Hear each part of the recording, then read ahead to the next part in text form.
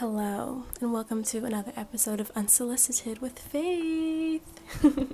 Today, we are going to be talking about friendships, more specifically, why they're so hard to make in your 20s, why they're so important to have, and how we can strengthen, create, and maintain them. Why making new friends is so hard. So my personal theory on why I think making friends is so hard in your 20s is because when we're younger, we don't really have anything to compare our friendships to because they're typically like 2-day long friendships, like when we're kids, we meet a person on the playground, we're like, do you want to be friends? We instantly say yes, and then all of a sudden you're literally best friends.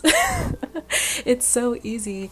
But as we get older, our emotional capital in our friendships grows and they become things that we really value because of the amount of time, energy, effort that we invested into them.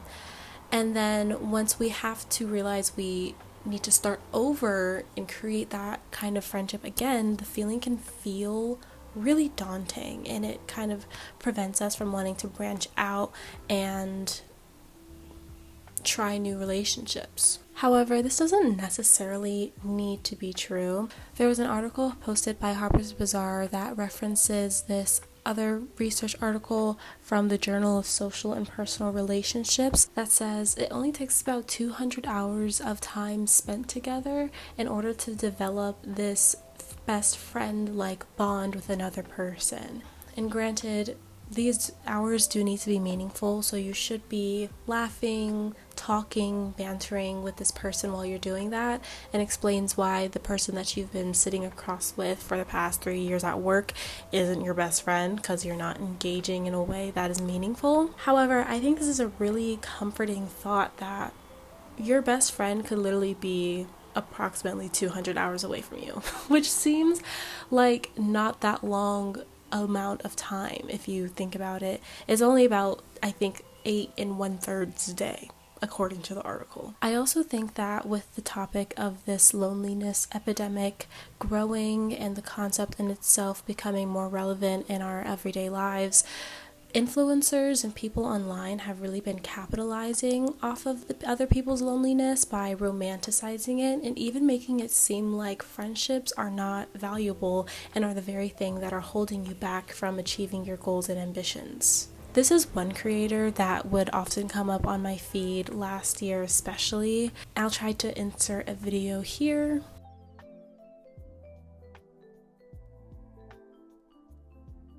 And for a while, that was really comforting for me because I thought, well, even though I don't have a lot of friends and I don't have a very active social life, at least I'm achieving my goals. And the truth was, I wasn't really. I was kind of just doing things that filled up my time, like going to the gym, journaling, being more proactive on my homework, but when it came to my social life, I felt incredibly unfulfilled, which I think is such an integral part of our human experience and shouldn't be sacrificed in order for us to have a good self-care ritual.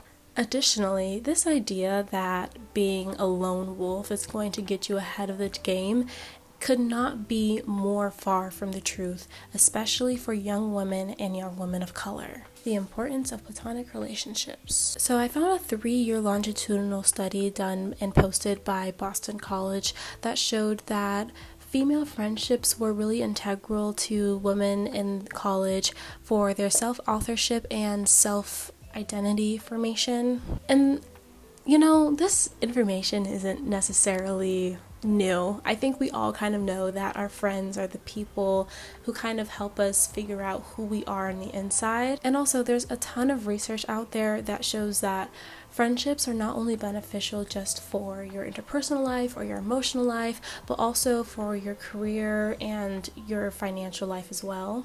However, the reason why I think that female friendships are so important, especially in young women and especially for straight women, is because they help us decentralize men in our lives. I think that society has a way of really pressuring young women into making them feel like our lives aren't complete unless we have a man involved in it. I mean, even in Sex and the City, an entire 6-season TV series about 4 women who only see each other, their entire lives and conversations are just based around the men that they're seeing at that moment. And like, that's a conversation for another day, that show, but I think the general idea that women need to feel this type of romantic fulfillment is definitely a pressure that can be alleviated with platonic friendships. I have a very firm belief that you can find similar levels of fulfillment in platonic relationships as you would in romantic ones.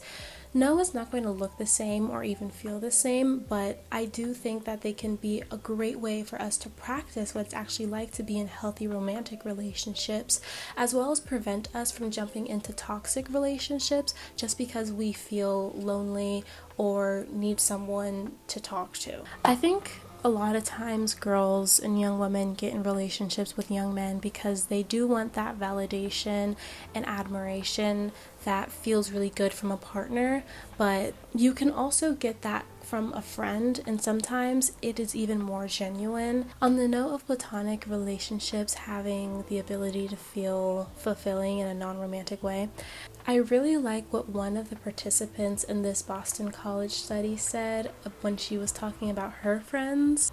She says, "This is no doubt redundant, but I don't know where I would be without them. Life would not be nearly as rich, full, interesting, or joyful without my women friends.